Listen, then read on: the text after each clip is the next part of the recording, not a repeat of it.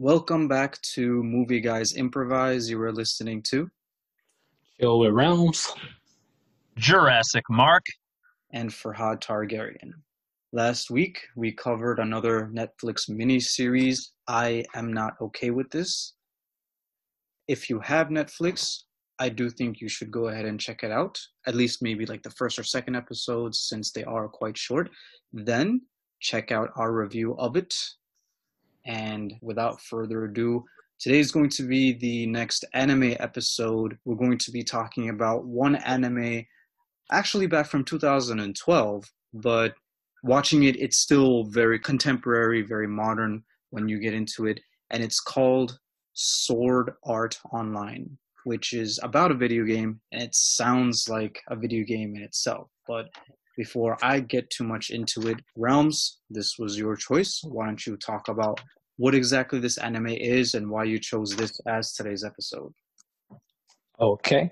So Sword Art Online is essentially about a character who jumps into a video game, and he's in there with a whole bunch of different gamers. And it was a beta tested game, but now this is the official release. And then in the official release, they find out there's no logout button at the end of the day.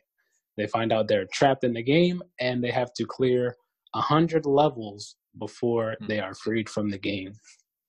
Yep, that's just about the gist of it. In a nutshell, you explained it quite well. And this character that you're talking about, our main character protagonist, I think his name is pronounced Kirito. I'm sorry if I'm saying that wrong. It's Kitty Toe. It sounds like kitty and toe. Kirito. Got it. Okay. Kirito. So that guy is our main dude. And what I want to get into, of course, is I have some questions about it. I enjoyed this very much, but I have some questions about it.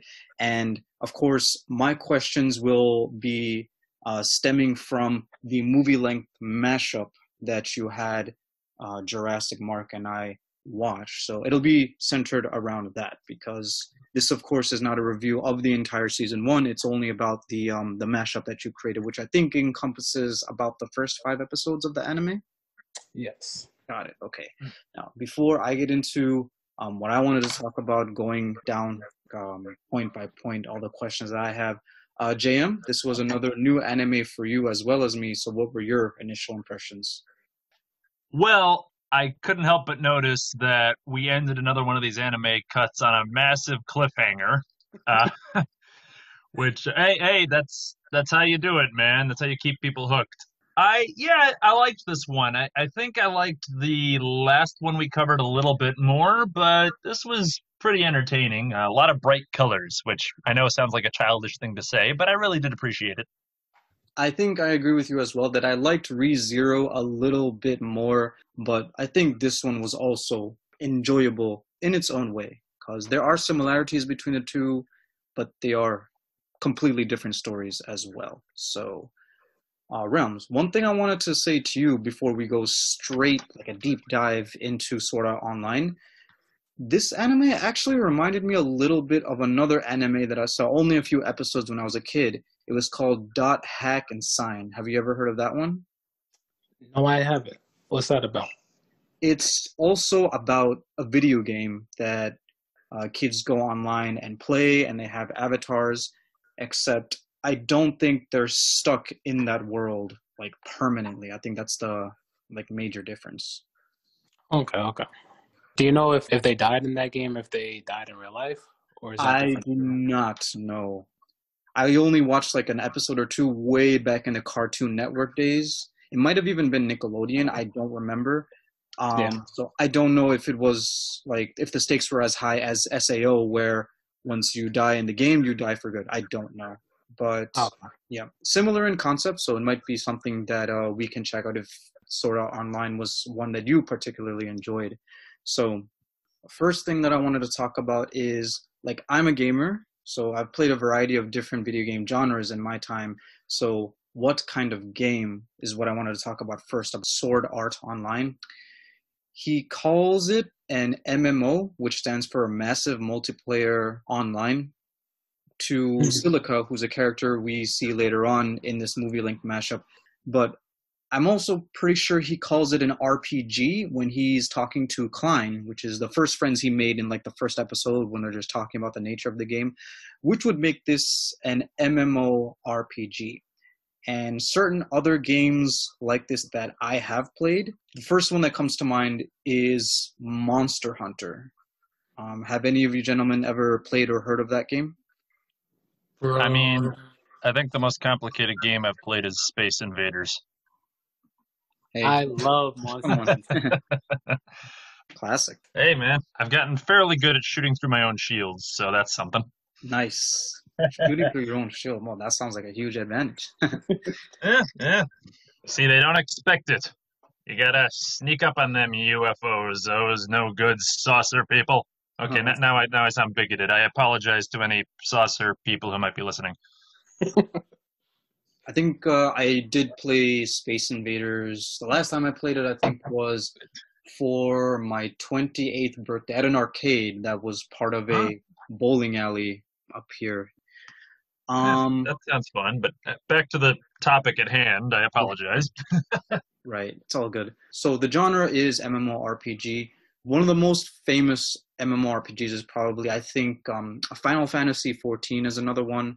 And one that many people may not agree, but I think could fall under this, a video game called Destiny, which at first glance is a first-person shooter, but it has elements of an MMO in it, as well as RPG. So Destiny and Destiny 2, I think this generation, and by this generation I mean like PS4, Xbox One, Nintendo Switch, and Nintendo Wii U, if you want to count that. The Destiny series is probably one of the most popular. A fun fact, by the way, Destiny was made by the same creators of the original Halo series, so that could have been why like it had a lot of hype going into it in the beginning. So yeah, Sword Art Online is basically you log in, you create your own character profile. The character can look any way you want it to. At least that's the way it was before all the characters were locked into the game and their actual physical appearance is what becomes their avatar. But initially you create how you want to look in the game, and you can join guilds, you can join parties, you can talk to other characters, you can befriend other characters, you can attack other characters, and you go on certain quests. You fight other beasts and monsters, and if you fight them and you are successful in destroying them, then you gain XP, which is what you want to do. The more XP you gain, the higher you level up. So just like a classic RPG. And my favorite, as I mentioned in a previous episode, still is probably Mass Effect 2. So getting into the nitty gritty of this game, Kirito is like hanging around with Klein, and I'm pretty sure he clicks Klein in the balls, like the genital area. And Yeah. Klein acts like he's in a lot of pain, but then Kirito says, wait, you, what are you freaking out for? You can't feel any pain. And Klein's like, oh yeah, is that true? Like, is it really just you can't feel anything? That's my first question. The proof is in the pudding. As soon as he reminded him he can't feel anything, he's like, all right. But it seems like they forget very often. But if that's okay, so if you can't feel pain, then why would you be able to taste food? They make a big deal throughout this series about like good food and this and that and having to sleep, which is another thing that I'll get to in a second. But if you can't feel pain, then why are you able to taste food? Why are you able to feel getting hungry? Or I don't know if you can feel getting hungry, but how are you able to taste food? Or is it just that you know when your character thinks something is tasty, but the person with the headset on doesn't actually taste it? You get what I'm asking? No, I get what you're saying, but I mean, within those episodes, I don't think they really dug too deep into the detail on that. I would guess since they had the headgear on them, that the creator is able to control which sensations that they're able to feel. Well, Okay. plus, you got to figure if this is a commercial product, you're not going to sell many copies of a game that physically hurts you. Like, Right. buy our game for the sensation of getting kicked in the groin, whereas, like, food is a pleasant experience. Valid point. Yeah. Very valid point, actually, JM. And I'm glad that you mentioned that, because it reminds me of something else I wanted to bring up on this podcast. Do either of you gentlemen watch Black Mirror? No, but I've heard of it. Okay. Yeah, same here. I've only heard of it. Okay. So it's an anthology series on Netflix, and I would definitely recommend you gentlemen check out some episodes of it. There's one episode in particular that really reminded me of Sword Art Online, and that episode was called Striking Vipers, which is basically it's about a futuristic video game where players go into this virtual reality world and they're playing this fighting game and they can actually feel the pain, and in the real world you can see their body getting slightly moving when as their character is attacked. So Yeah. I was going to say that's similar to The Matrix. right, yeah, except with the Matrix, real world is supposed to not actually be a real world. I'm not too familiar with Matrix, but I think that's the gist of that. You'd have to actually see the Black Mirror episode to really know what I mean, but that's just something that reminded me of it. Okay. I just mean with their body shaking when they get hit, I think. Oh, right. If that's the case, then yeah, it's something like that. Yeah, is in the Striking Vipers episode of Black Mirror. But anyway, getting back to Sword Art Online. So the game's creator, I'm sorry if I'm saying this name wrong, Akihiko Kayaba. He appears as some sort of monster in the hub world, which is what I would say in this video game, where in a particular server a bunch of characters show up where they meet up to go on quests. And I would think that that Sword Art Online has millions of players, so not all Sword Art Online players are in the same server. They're in different servers, and in this particular server is where Kirito and Klein are listening to the creators say basically that if you die in this game, you die in real life as well, and there's nothing you can do about it. If someone in the real world tries to get you out of it, then there will be some microwave emitters that will go into your brain and fry you. So you're stuck. You're a prisoner in this world. And why did I do it? Just because I wanted to feel like a ruler or something of that sort, right? Mm-hmm. He popped up looking like a Dementor, too. Oh, yeah, that's a good point. Yeah, he did look like a Dementor. That's what Michael Scott says the worst thing about prison is. Oh, God. The Office. The Dementors, they suck your soul out and it hurts. We're currently making our way through The Office for the first time, me and my girlfriend. Oh, no. Oh, sorry, spoilers, but yeah, No, good show. you're good. We're very far through it, so you're good. Okay, nice. You better get through it before they take it off Netflix forever. That's what they did with How I Met Your Mother. I hate them for that. Oh yeah, it's gonna happen to all kinds of shows. I think CBS and NBC are getting their own streaming. I almost feel sorry for Netflix, man. They're gonna have nothing but the original shows. Well, as long as they keep Sword Art Online on there until I'm done with it too. There you go. Keep that in the West Wing. An important point to bring up then, if Sword Art Online is also on Netflix, that's an easy way for our viewers and your viewers to catch up with the show as well. Yes, sir. So, Akihiko, the creator of SAO, we never really see much of the real world. I think we see it in one scene when they're showing a newsreel of what's going on in the SAO world. But yeah. I think if what he's saying is true, then he's got to be arrested or something for doing what he did. That can't be legal, doing that to people. That's got to be not. Yeah. Again, they don't really bring up the real world again in the anime, but at least not in the first 6 episodes or whatever. Right. That's why I'm saying realms. Maybe you could, or you don't have to tell us. I guess I should ask you this before anything else. How much of the show have you seen? Is it just the movie mashup, or have you seen the entirety of the first season? Not the entirety. I'm still working through it, but I'm almost done, and they still haven't actually shown him on the outside world or anything like that. Gotcha. Okay. So the fact that this even happened brings me to my next question, which is the next scene we see is a month passing, right? It says 1 or 2 months later. I'm pretty sure that's what the screen says. Now, does time pass in the real world the same way it does in this video game? Because if it doesn't, does that mean that these players are they've been bedridden, stuck with this thing on their head, lying down for months and months. If that's true, then their bodies would start to become malnourished. If they can't leave and get like water in their physical real body later. You know what I mean? I don't know if that's something that's explained later, or if it's just something that's not going to be explained. But if this is one of those things that won't be explained, I don't really understand how to interpret it. You know what I mean?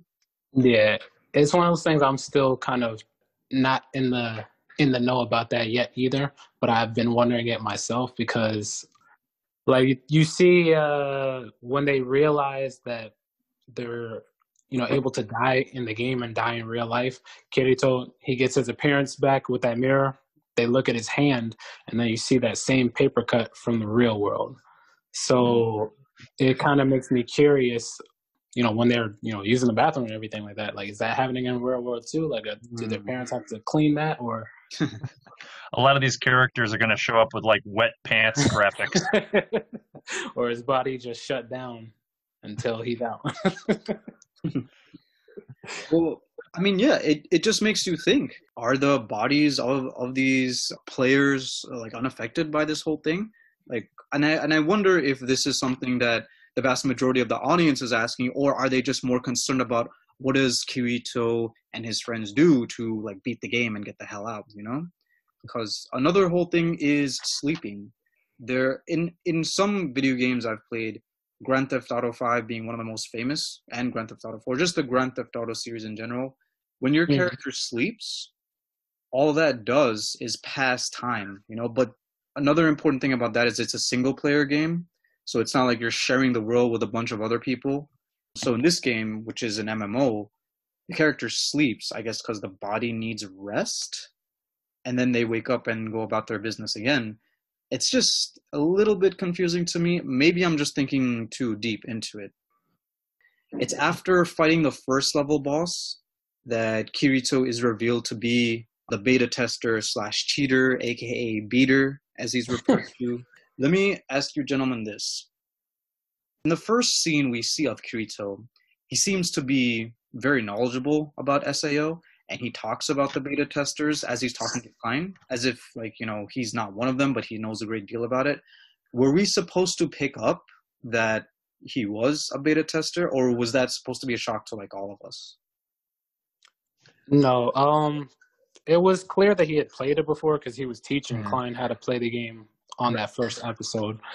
But when they discover that he was a beta tester, he kind of embellishes a little bit and claims that he's played so much more of the game than everyone else. Yeah, he laughs at them. Okay, he thinks, I mean, I feel like he was just trying to protect himself. I don't think he was that cold-hearted, but he acts like he's so much better than them when he laughs and then gets his new black suit, right, which was the reward for beating that boss, I think. And then he moves on to the next world. I think he feels a tremendous amount of guilt. I think Kirito's a good guy, I think he was like posing in that scene to avoid having all of those people follow him around. If maybe he was trying to convince them all that he was a jerk just to keep them away. I get the impression that he was acting meaner than he really was in that particular scene. Yeah. The thing about that scene, though, that got me was the guy, what was his name? Diabel. He went to try to get that last slash of the monster so that he can get the bonus and everything. And then they kind of made it seem like he was such a hero when he was actually being really selfish in that moment. That I didn't get why he was kind of looked at more so in that light. Well, I think the character that was putting Kirito on the spot, the same character who sort of interrupted the meeting earlier and said that we should be hating on the beta testers, right? I think that character was just a little extra harsh on Kirito and just had something against beta testers, As the character Agile, I'm sorry if I'm saying that name wrong as well. As Agile points out, everybody, beta testers or not, had access to the manual, the user manual in the beginning. So it was up to them whether they wanted to read it or not, but the information you needed to be successful in the game, everybody had it. So that's fair. So it's also in this time that Kirito meets Asuna, who becomes another important character later. It seems like she becomes one of the main characters. The next episode or the next scene is Kirito goes into the next world. It looks like he's hiding his real progress level because he joins a guild, and one of the members of the guild has a level of 40, and his level on his HUD says 20. And I feel like Kirito was just suppressing it, because if he showed his actual level, he would see it would be like far and beyond, you know? Like I think Kirito's actual level was like 70 or even higher than that, you know? But Yeah. Actually, with that one, when I first watched it through, I got confused on that part too. When they're sitting at the table and they're asking what level he's on, he says he's on 20, and then they showed that 40. yeah. But that's actually his level. It had his name up there. I didn't catch it the first time I watched. I thought since it was his perspective and he was looking at someone else, I thought he was looking at their level.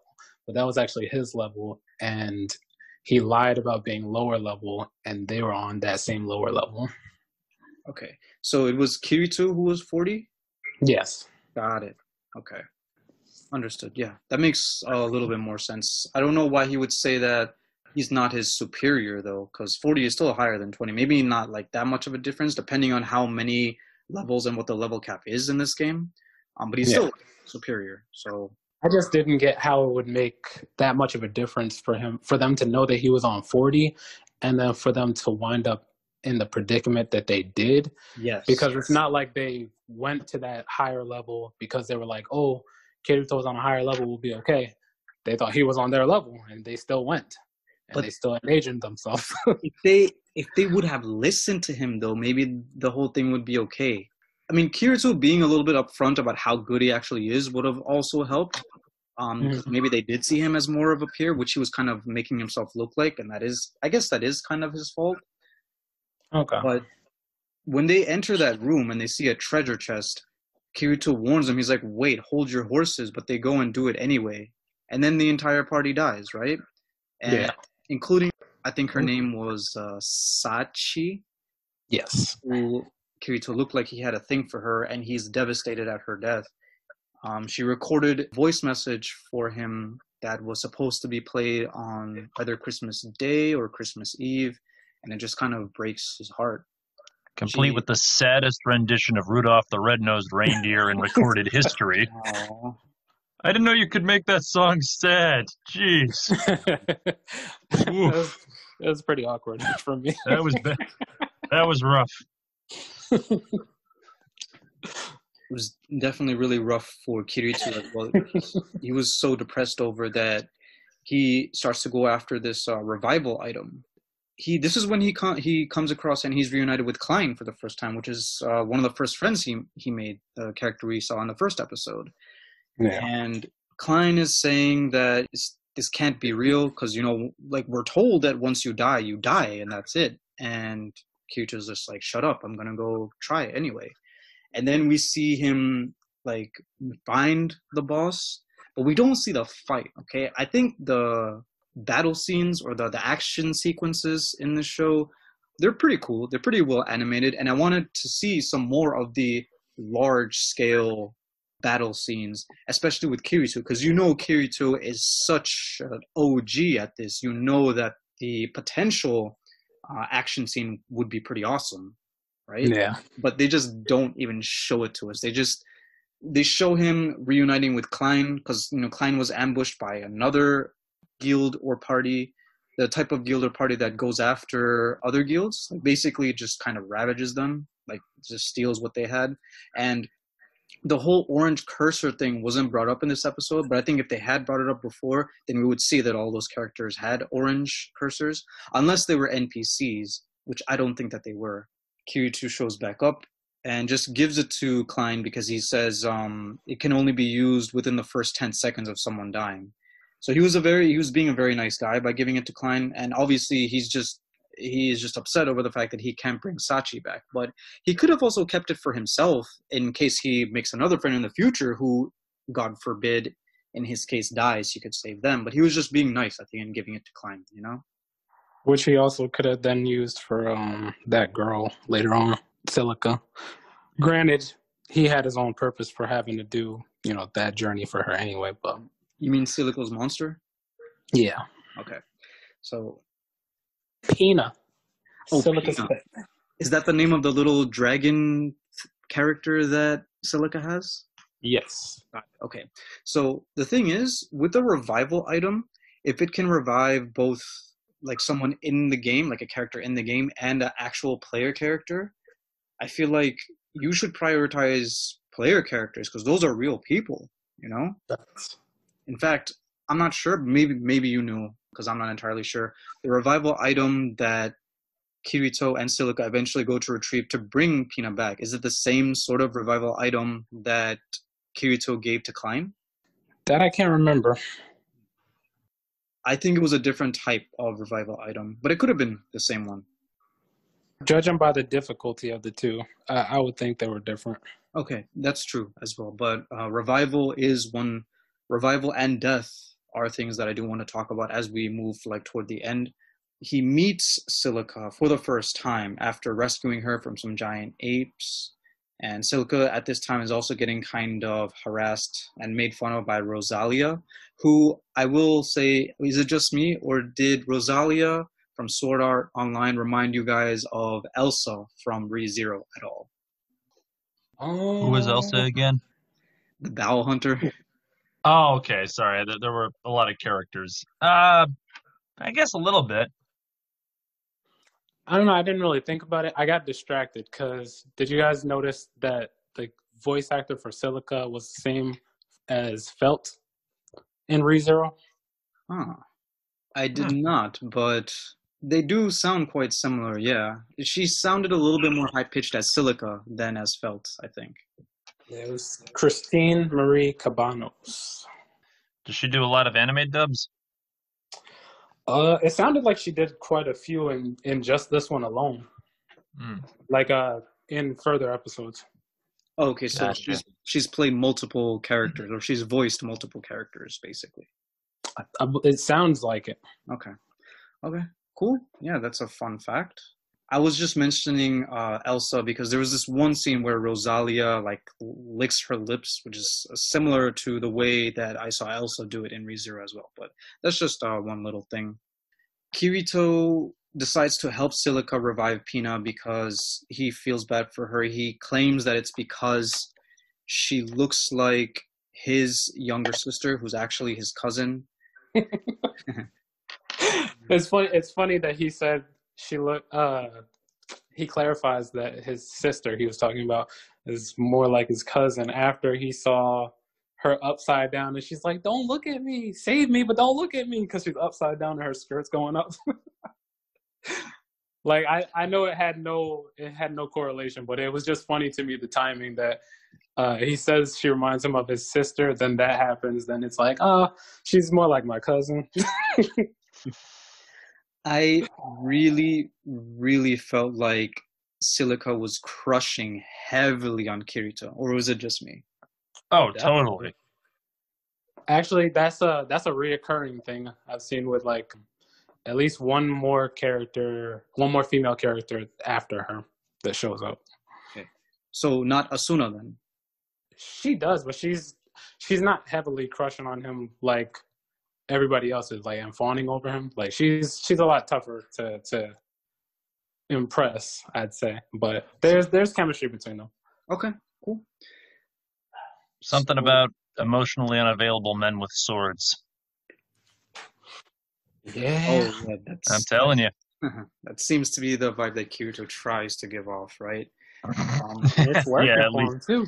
Yeah, he's getting results, man. That scene where he's going up against Rosalia's guild, the characters with all the orange cursors, I thought it was really badass how they were all going at him at the same time, and it was not even affecting him, essentially. Yeah. Sometimes I really love seeing like things like that happen in a story where, you know, the good guy, while he has weaknesses, he can also show his power when necessary, when someone needs to be like humiliated or humbled, which is exactly what that scene was all about. So I like that. I'm just saying. Hands down, my favorite part out of those episodes. Was that fight on the bridge? Yes. Awesome. I think I would say the same as well. Yeah. Then after that, they basically, I think they just go their separate ways, right? Kirito and Silica, I think they say they want to cross paths again. I don't know if they say that, but it seems like Silica does want to see him again, but they go their separate ways. Yeah, they do. Okay. Now, we see later on that Kirito is reunited with Asuna, who wants to lure a boss to a village full of NPC characters. Besides Pina, I don't think we've seen any NPCs, have we? Should ask you this, Rams. Do you know if we see NPCs like as characters later on? Not as characters, but they don't really refer to them or show them too much in like the beginning portion of the series. Okay, because I don't get why Kirito would feel bad about having them hurt. If this wasn't already in their world, I mean, if this wasn't already a situation where it's survival, like literally it's survival, this is not a game that they're playing for fun, it's a game they're playing for their own survival. If it wasn't already that, then I can be like, okay, yeah, I want to play as a good guy, I don't want to hurt villagers. But this is different. The NPCs, all it comes down to, they're not real. So if you have to sacrifice them, then do it. Unless there really is something more to the NPCs that we just don't know about yet. But they don't really get into it after that. We don't see the plan go into action that Asuna has of going after the boss. The next thing we see, they have that kind of a cute moment where he takes a nap and wakes up and sees that she's taking a nap, and she wakes up and appreciates the fact that he was hanging around for her, and she wants to make it up to him. Then we get to sort of like the climax of this movie-length mashup where they see another player character, Keynes, hung and impaled. They try to get to the bottom of it. They retrieve the weapon. They bring it to the character Agile. Again, I'm sorry if I'm saying his name wrong. But here's another question that I have. I've never played any sort of game online with multiplayer where you can choose to be a store owner or a merchant, because that's what it looks like Agile was being. He's there, and Kirito knows he's there because he's a merchant who sells other items. I get like characters trading items, but like to run a shop and have characters come in for you. Maybe there are video games like that I haven't played, just a little minor thing for me. But Agile and Asuna, I think, are probably my two favorite characters. Agile is the one who's able to determine, I think, who's the one who made that weapon that impaled Keynes. He said it belongs to a character named Grimlock, who's the in-game husband of Griselda, the leader of the Golden Apple Guild, who was killed 6 months earlier in this timeline. The character Yoko was there witnessing Keynes die, and I think that was pretty emotional. It was an emotional moment for her because that was her boyfriend, right? Both in-game and in real life. I can't even remember that detail. If they were together in-game and out. Maybe I'm mistaken, but I think that was the case. But I know a big reason was they were, they had a guild together. They had a bond. Right, the Golden Apple Guild, yeah. Yeah. As they're trying to determine how exactly Keynes was killed, Yoko, a knife is thrown at her and she's stabbed, and we see her fall to her death and she's gone. And that's the cliffhanger that you leave it at, Realms, but... Yeah. Well, I mean, somebody did literally get hanged this time, but... Oh, yeah. The first dude who got stabbed, yeah. If only his name was Cliff. Oh, God, it's going to be like that PBS show. What was it? Between the Lions, the guy named Cliffhanger. Like, do you guys remember that? Yeah. Oh, my God, I used to love that. But it'd be interesting if future episodes explored the question of NPC personhood. They kind of addressed that in, I think, the last episode we watched, but they didn't really explore it too much. But if you're in a game with a finite number of players, because I think that what the creators said, there were only like 2,000 players or something like that who were in the game at the time he like sealed it off, and that number's always going down. NPCs are going to be your companions. So is it ethical to really let them die? Should they be considered people? It'd be interesting to see how the show handles those questions going forward. I actually didn't catch that the creators said that there were only 2,000 people playing. I thought that was the number of people who died after a certain. Oh, okay. I might have misheard him because I thought he said that they had he'd trapped a certain number of people in the game, and then a certain number died. But maybe more people can join. If I remember correct, I think it was 10,000 people initially in the game, and I think he said it was. I only remember this because I just recently rewatched it again, but 213 people died, just from people removing the headgear on the outside of the world. Okay. And then it was 2,000 since the game, since they were locked in the game, that had been deleted. Okay.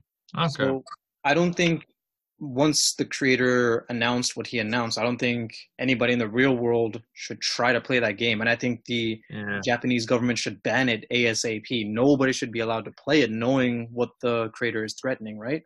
However, going into closing statements, though, one thing that Rosalia said that really stuck out to me, and I don't know if this is something they'll explore in the future episodes or seasons, she said there's no proof that people actually die in real life, like when they do in the game, like the creator claims. And I wonder if this sort of idea is only thrown around here and never brought up again, because if what she says, if we're supposed to think about that line, which I did, then yeah, maybe this is all just a mind game, like a test that the creator made. He just removed the exit game option from the menu, but it's not like what he says. Maybe it just makes you wonder, I guess, like what is actually real and what's not. Because if what she's suggesting holds any water, then it would explain how these characters can go months and months and months just playing the game and not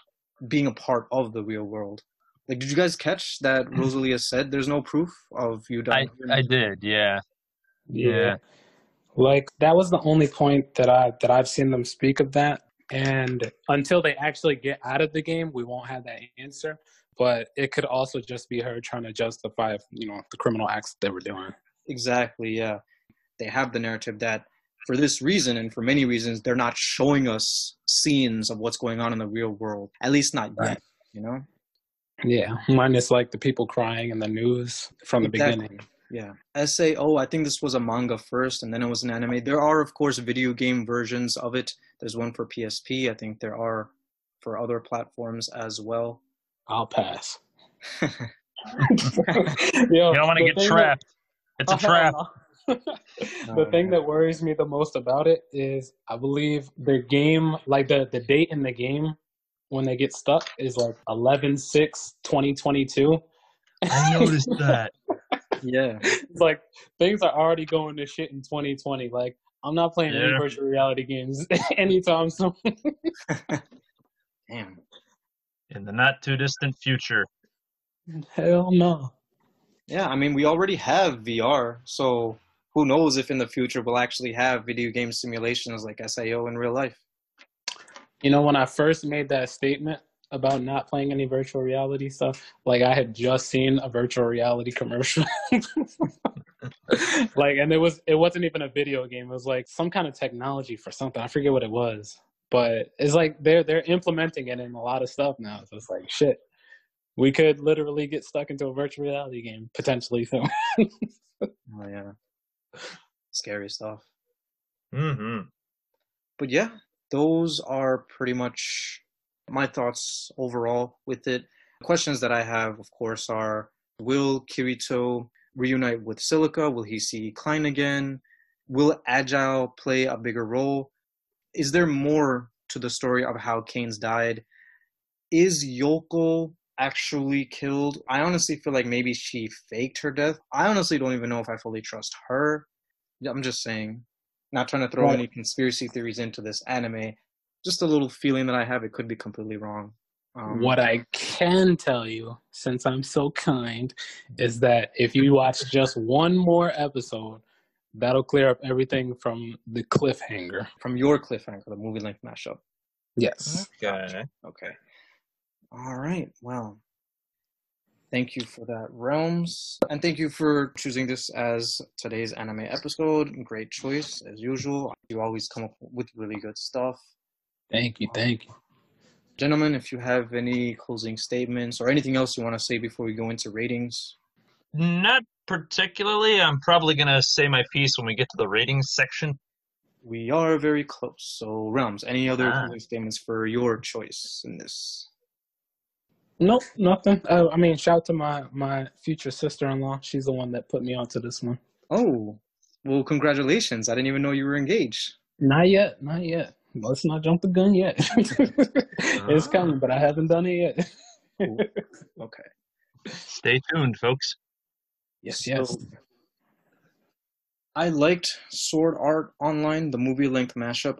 I don't know if I liked it as much as ReZero, but I still recommend it. I still definitely think it's worth watching. And it's very accessible since a lot of people have Netflix after watching your movie length mashup. If they have Netflix, they can just hop right into more episodes of it.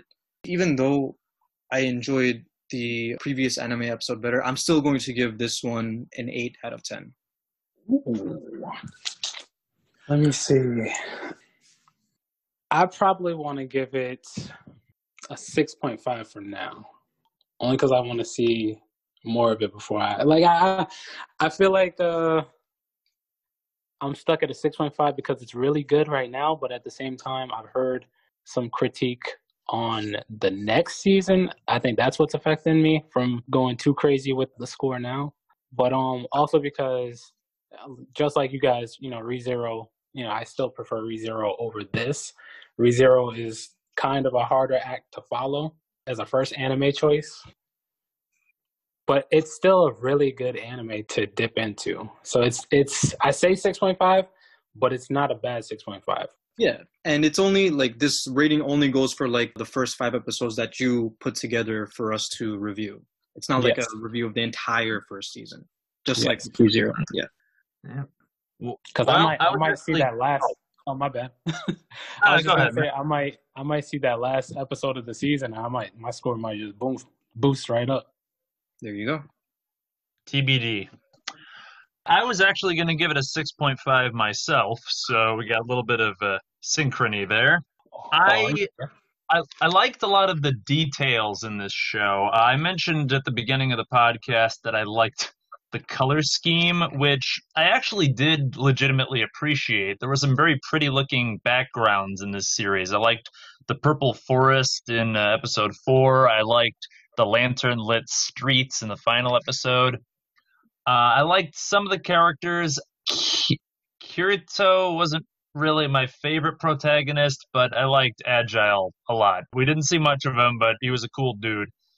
I think the reason why I didn't rate this higher is that I would have liked to see it explore the mental health of these characters a little more, because like their lives have basically been ruined overnight. These people have just been stuck in a video game, and they can't contact their friends and their loved ones, and they could die at any moment. And I guess I didn't really get the impression that had sunk in for a lot of these characters. Maybe it will over time, but for now, that felt a little bit underdeveloped. But again, that might get expanded upon in the next episode of the next season. Yeah, with that, they felt the impact on day 1, but then the longer they stayed in the game, the more numb they became to it. That's what it was. Yeah, I guess maybe they could have spent a little bit more time just showing how shocked everybody was, like in episode 1. But that's just a personal preference. I think it would have been easier for me to suspend my disbelief going forward if they had just established that a little bit better early on. But overall, I did like the show.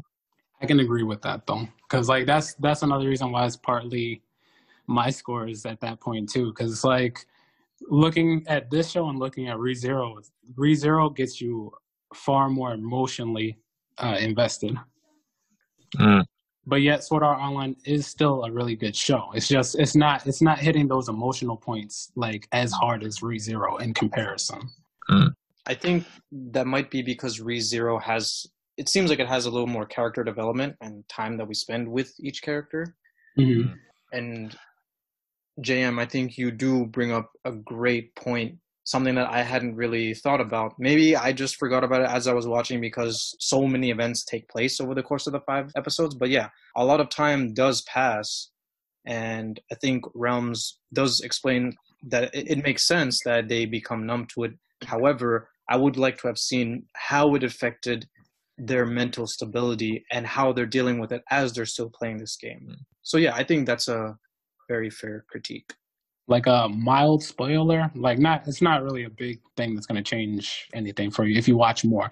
But they get to talking about how many people are actually, continuing to fight and continuing to try to get through these levels. They only have 500 people on the front line out of all the people that joined the game. So a lot of people, they just accepted it, essentially. Like they felt like it was kind of hopeless to get through it all, and they just accepted it as their new life unless, somebody else gets them out of it. Yeah, because that's the only life they have. Yeah, there's nothing else that they can do except to deal with it and hope and do as much as they can, fight as hard as they can to get to the final boss, because that's the end of it all. That's the end of it and going back to the real world. Yeah, and I can't remember if he said it within the 5 or 6 episodes, but Kirito was saying it's been so long in the game that he hadn't even thought about the outside world, and he could barely even remember, things from the outside world. It's been so long. Wow. That can't be, honestly, as a human being, that can't be good for his mental health, to be honest. Yeah. Not too good. Yeah, it sounds like we all did enjoy this anime, and this might just be my standard score for animes that I do end up enjoying. Even if I don't enjoy some more than others, I think it's worth checking out. And I'm trying to put my own it's a combination of how much I enjoyed it plus how good I think it is put together. That's how I was trying to score it anyway. Absolutely.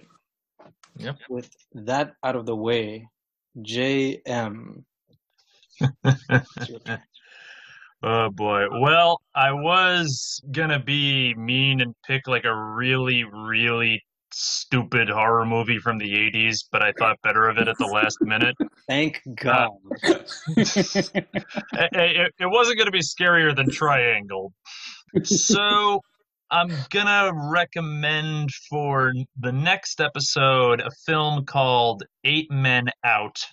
It stars Charlie Sheen, and it's about the Black Sox scandal, which rocked Major League Baseball in the 1910s and 1920s.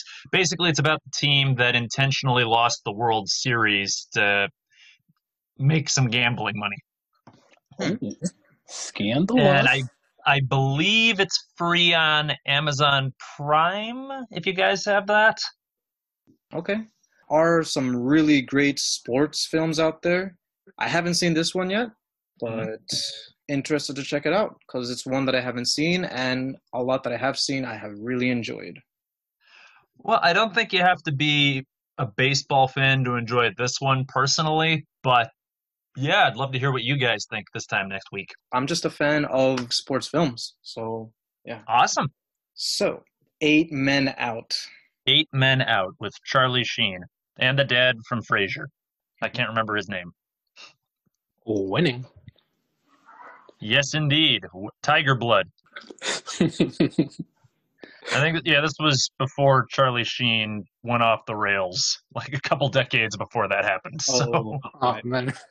Yeah, I think the movie came out in, I want to say, 88, 89, something like that. So it is an 80s movie. Cool. Yeah, it's an 80s movie set in, the 1910s and 1920s. But yeah, it came out in the 80s. Awesome. Okay, cool. That just about does it for this anime episode of Movie Guys Improvise. You have been listening to Chill with Realms, Jurassic Mark, and Faerhad Targaryen. Thank you all so much for continuing to listen to us, and catch us again next week. Yes. Thank you for chilling with us. Chill energy only. Keep your stick on the ice. We out. Whoop.